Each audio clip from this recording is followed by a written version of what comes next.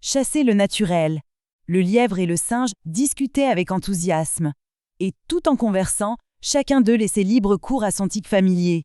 De temps à autre, le singe se grattait avec de brefs coups de patte, tandis que le lièvre, qui redoutait sans cesse d'être surpris par quelque ennemi de son espèce, ne pouvait s'empêcher à tout instant de tourner la tête tantôt d'un côté, tantôt de l'autre.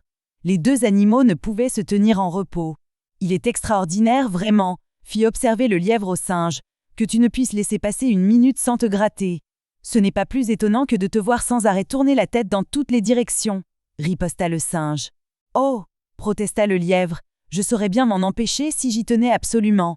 Eh bien, voyons si tu pourras y parvenir. Tâchons, toi et moi, de rester immobiles.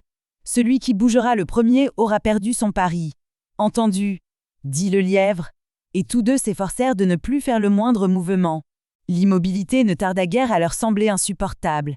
Le singe avait des démangeaisons comme jamais auparavant. Quant au lièvre, il éprouvait de vives angoisses concernant sa sécurité, depuis qu'il ne pouvait plus lancer à tout instant des coups d'œil furtifs vers chacun des points de l'horizon.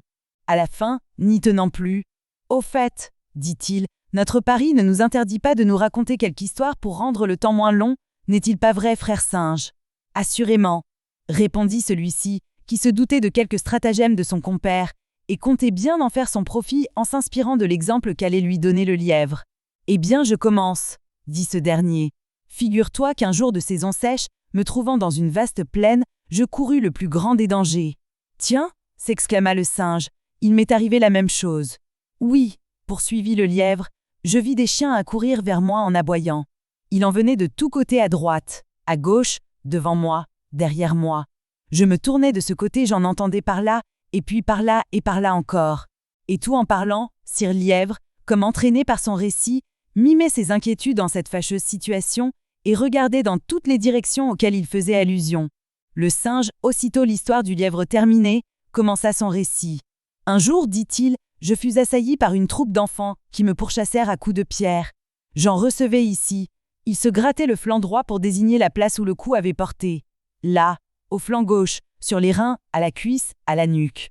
Et il indiquait chaque partie du corps qu'il nommait ainsi d'un geste précipité qui faisait cesser l'impérieuse démangeaison.